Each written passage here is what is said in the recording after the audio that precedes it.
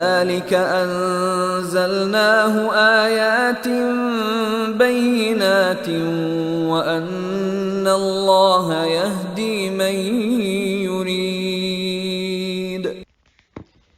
السلام علیکم ورحمۃ اللہ وبرکاتہ۔ بسم اللہ الرحمن الرحیم۔ میں آپ کے سامنے پڑھ رہی ہوں قرآن کا راستہ، اور آج ہمارا چوتھا سیشن ہے انشاءاللہ تعالی۔ شروع کرتے ہیں۔ رب اشرح لی صدری یسر لی امری واحلل عقدۃ من لسانی یفقہوا قولی۔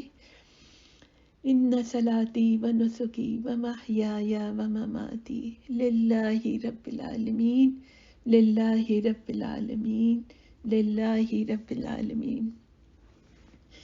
رکاوٹیں اور مشکلات۔ نمبر 6، ہمیشہ خبردار رہیے کہ جو ہی آپ قرآن پڑھنے کے کام کا آغاز کریں گے، شیطان قرآن کے خزانوں کی طرف آپ کے راستے میں ہر ممکن رکاوٹ اور مشکل پیدا کرے گا۔ قرآن اللہ تعالیٰ کی طرف جانے والی صراط مستقیم کا واحد یقینی رہنما ہے۔ اس راستے پر چلنا انسان کی تقدیر ہے۔ جب حضرت آدم علیہ السلام پیدا کیے گئے تو انہیں ان رکاوٹوں اور مشکلات سے آگاہ کیا گیا جو انسان کو اپنی تقدیر کی تکمیل کے لیے عبور کرنا پڑیں گی۔ اس کی سب کمزوریاں کھول کھول کر سامنے رکھ دی گئیں، خصوصاً ارادے کی کمزوری اور نسیان۔ یہ بھی واضح کر دیا گیا کہ سفر کے ہر قدم پر شیطان اس کی راہ میں رکاوٹ پیدا کرے گا۔ شیطان نے اللہ سے کہا، اچھا تو جس طرح تو نے مجھے گمراہی میں مبتلا کیا ہے، میں بھی اب تیری سیدھی راہ پر ان انسانوں کی گھات میں لگا رہوں گا۔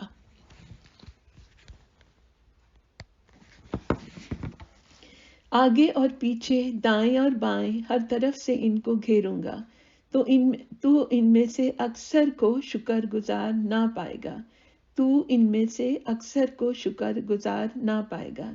یہ سورہ اعراف کی آیت کا ترجمہ تھا۔ ظاہر ہے کہ شیطان کے خلاف ساری زندگی کی لڑائی میں اور ہدایت الہی کے مطابق زندگی گزارنے کی کوشش میں قرآن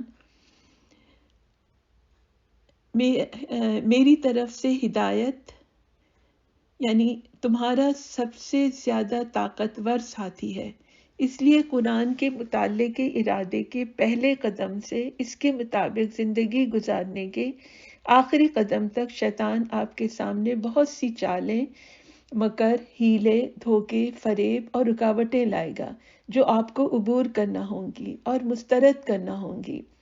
شیطان آپ کی نیت میں فتور پیدا کر سکتا ہے، آپ کو قرآن کے معنی اور پیغام سے بے خبر رکھ سکتا ہے، ذہن میں شکوک و شبہات پیدا کر سکتا ہے، اللہ کے کلام اور آپ کی روح کے درمیان حجاب پیدا کر سکتا ہے، بنیادی تعلیمات کے بجائے فروعی امور میں الجھا سکتا ہے، قرآن کا اتباع کرنے سے دور لے جا سکتا ہے، یا قرآن پڑھنے کو نظر انداز کرنے اور آئندہ پر ملتوی کرنے پر آمادہ کر سکتا ہے۔ یہ سب خطرات اور اندیشے خود قرآن میں وضاحت سے بیان کر دیے گئے ہیں۔ صرف ایک سادہ سی مثال لیجئے۔ روزانہ تلاوت قرآن اور اس کا مطلب سمجھنا بہت آسان لگتا ہے۔ آپ کوشش کر کے دیکھ لیجئے، اندازہ ہو جائے گا کہ یہ کتنا مشکل ہو جاتا ہے۔ وقت گزر جاتا ہے، دوسرے اہم کام سامنے آ جاتے ہیں، توجہ اور ذہن کو مرکوز کرنے سے آپ گریز کرنا چاہنے لگتے ہیں۔ کیوں نہ صرف برکت کے لیے جلدی جلدی پڑھ لیا جائے؟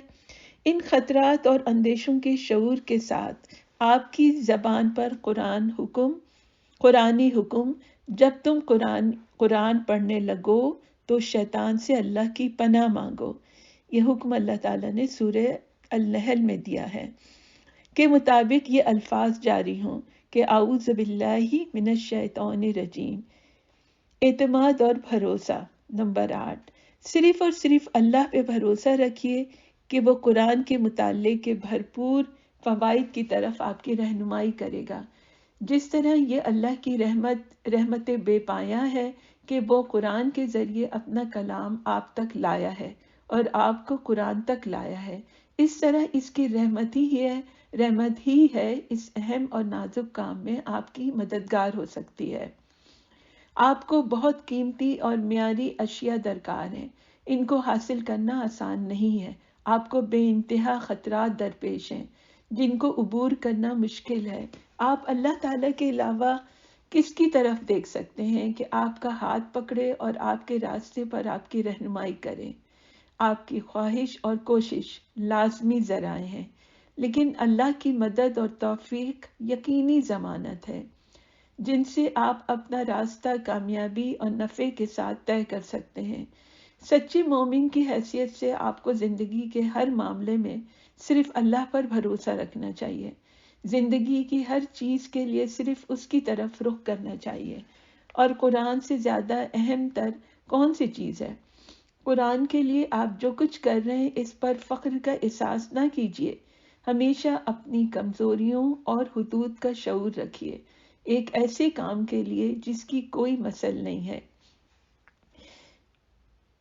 پس قرآن کی طرف جاتے ہوئے عجز و انکسار اور اللہ پر مکمل اعتماد اور بھروسے کے احساس کے ساتھ ہر قدم پر اس کی مدد اور سہارے کو طلب کرتے ہوئے توکل، حمد اور شکر کے احساسات کے ساتھ زبان اور قلب ہم آہنگ کر کے تلاوت کا آغاز کیجیے۔ میں اس پیراگراف کو پھر سے پڑھتی ہوں۔ بس قرآن کی طرف جاتے ہوئے عجز و انکسار اور اللہ پر مکمل اعتماد اور بھروسے کے احساس کے ساتھ ہر قدم پر اس کی مدد اور سہارے کو طلب کرتے ہوئے توکل، حمد اور شکر کے احساسات کے ساتھ زبان اور قلب ہم آہنگ کر کے تلاوت کا آغاز کیجیے۔ بسم اللہ الرحمن الرحیم۔ یہ آیت 114 میں سے ایک کے سوا تمام صورتوں کے آغاز میں موجود ہے۔ ساتھ ہی دعا کیجیے اللہ ہی سے پناہ چاہتے ہوئے۔ پروردگار، سورہ آل عمران میں اللہ تعالیٰ ارشاد فرماتے ہیں، پروردگار جب تو ہمیں سیدھے راستے پر لگا چکا ہے تو پھر کہیں ہمارے دلوں کو کجی میں مبتلا نہ کریے، ہمیں اپنے خزانے فیض سے رحمت عطا کریے، تو ہی فیاض حقیقی ہے۔ اپنے قلب کی شرکت۔ قرآن کی تلاوت میں آپ کی پوری شخصیت کو شامل ہونا چاہیے۔ اس طرح آپ قرآن سے اپنے تعلق کو بلندی کی اس سطح تک لے جا سکیں گے کہ آپ کو قرآن پر سچا ایمان رکھنے والا قرار دیا جائے۔ سورہ البقرہ میں اللہ تعالیٰ فرماتے ہیں، وہ اس کی اس طرح تلاوت کرتے ہیں جس طرح تلاوت کرنے کا حق ہے، وہ اس پر سچے دل سے ایمان لے آتے ہیں۔ قلب کیا ہے؟ آپ کی شخصیت کا اہم تر حصہ آپ کا نفس ہے۔ قرآن اس کو قلب کہتا ہے۔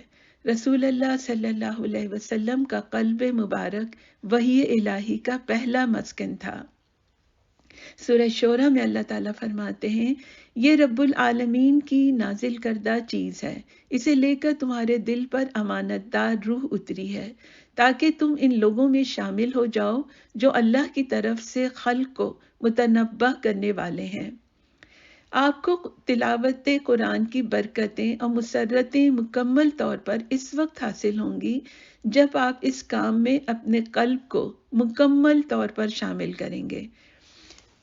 قرآنی لغت میں قلب آپ کے جسم کا لوتھڑا نہیں، بلکہ آپ کے احساسات، جذبات، محرکات، تمناؤں، آرزوؤں، یادوں اور توجیہات کا مرکز ہے۔ یہ قلوب ہیں جو نرم پڑھے جاتے ہیں۔ سورہ زمر میں یہ بات کہی گئی ہے۔ پھر سورہ بقرہ میں اللہ تعالیٰ نے فرمایا ہے کہ یا سخت ہو کر پتھر جیسے ہو جاتے ہیں۔ اسی طرح سورہ الحج میں اللہ تعالیٰ نے فرمایا ہے یہ اندھے ہو جاتے ہیں اور حق کو پہچاننے سے انکار کر دیتے ہیں۔ اس کے سورہ اعراف میں اللہ تعالیٰ فرماتا ہے ان کا کام سمجھنا اور استدلال کرنا ہوتا ہے۔ پھر سورہ بقرہ میں ہے کہ تمام امراض کی جڑ قلوب میں ہوتی ہے۔ پھر سورہ مائدہ میں ہے کہ قلوب ایمان کا مسکن ہوتے ہیں اور نفاق کا بھی۔ پھر سورہ رعد میں ہے کہ یہ قلوب ہی ہیں جو ہر اچھی اور بری بات کا مرکز ہوتے ہیں، خواہ یہ قناعت اور سکون ہو۔ سورہ تغابن میں ہے کہ آزمائشوں کے مقابلے کی طاقت، رحم۔ سورہ الحدید میں ہے کہ برادرانہ محبت۔ سورہ حجرات میں ہے تقوی۔ پھر سورہ حج میں ہے یا شک اور ہچکچاہٹ۔ پھر آل عمران میں ہے پچھتاوے، اور سورہ توبہ میں ہے اور غصہ۔ آخری بات یہ ہے کہ ہم در حقیقت دل کے معاملات کے لیے جواب دہ ہوں گے۔ جو اللہ کے حضور قلب سلیم لے کر آئے گا نجات کا مستحق قرار پائے گا۔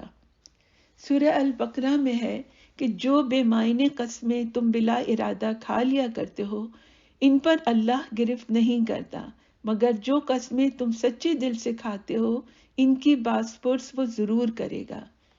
سورہ شورى میں اللہ تعالیٰ فرماتے ہیں جس دن نہ مال کوئی فائدہ دے گا نہ اولاد، بجز اس کے کہ کوئی شخص قلب سلیم لیے ہوئے اللہ کے حضور حاضر ہو۔ آپ کو یہ یقینی بنانا چاہیے کہ جب تک آپ قرآن کے ساتھ ہیں آپ کا دل آپ کے ساتھ رہے۔ وہ دل نہیں جو گوشت کا ٹکڑا ہے، بلکہ وہ جسے قرآن قلب کہتا ہے۔ اگر آپ کچھ باتوں کا شعور رکھیں اور قلب و جسم کے بعض افعال کا خیال رکھیں تو جو 7 شرائط پہلے بیان کی گئی ہیں وہ مطالعہ قرآن میں آپ کی داخلی شخصیت کی مکمل شرکت کی بنیاد رکھتی ہیں۔ اس کے علاوہ کچھ دوسرے اقدامات دل کی اس شرکت کی کیفیت اور شدت میں خاصا اضافہ کر دیں گے۔ قلبی داخلی کیفیات، آپ کو داخلی شرکت کی مرحلہ بہ مرحلہ کیفیات کو اچھی طرح سمجھنا چاہیے۔ کس طرح حق آپ کے قلب پہ چھا جاتا ہے۔ نمبر 1، آپ کو حق کا پتہ چلتا ہے۔ نمبر 2، آپ اسے پہچانتے ہیں اور تسلیم کرتے ہیں کہ یہ حق ہے اور آپ کی زندگی سے متعلق ہے۔ نمبر 3، آپ اس حق کو جتنا زیادہ اور جتنا کثرت سے یاد رکھ سکتے ہیں یاد رکھیں گے۔ نمبر 4، آپ اسے جذب کرتے ہیں یہاں تک کہ یہ آپ کی داخلی شخصیت کی گہرائیوں میں رچ بس جاتا ہے۔ حق سدا بہار شعوری کیفیت میں ڈھل جاتا ہے۔ قلب مستقل اس کیفیت میں رہتا ہے جب کوئی حق آپ کے اندر کی دنیا میں اس طرح رچ بس جاتا ہے تو پھر قول و عمل کی دنیا میں باہر نکل پڑتا ہے۔ یہاں یہ بات یاد رکھنی چاہیے، یہاں یہ یاد رکھنا بھی اہم ہے کہ آپ ظاہری طور پر اپنی زبان اور ہاتھ پاؤں سے جو کچھ کرتے ہیں وہ آپ کی داخلی شخصیت پر اثر انداز ہوتا ہے۔ کسی کے اقوال اور اعمال اس کی اندر کی کیفیت کے جھوٹے گواہ ہو سکتے ہیں، لیکن مطلوب یہ ہے کہ اندر کی کیفیت ایمان کی طرح قول و فعل میں اپنا اظہار پائے اور آپ کے علم کو آپ کے شعور پر نقش کر کے اسے ایک مستقل کیفیت میں تبدیل کر دے۔ جو اقدامات یہاں تجویز کیے گئے ہیں اس صورت میں مؤثر ہوں گے کہ آپ مذکورہ امور کا لحاظ رکھیں اور ان اصولوں کی پیروی کریں۔ یہاں تک میں آج پڑھتی ہوں، اس کے بعد میں انشاءاللہ جو مذکورہ امور ہیں اس کا میں اگلے سیشن میں سے شروع کروں گی انشاءاللہ تعالی۔ سبحانک اللہم ربنا وبحمدک نشہد ان لا الہ الا انت نستغفرک ونتوب الیک۔ السلام علیکم ورحمۃ اللہ وبرکاتہ۔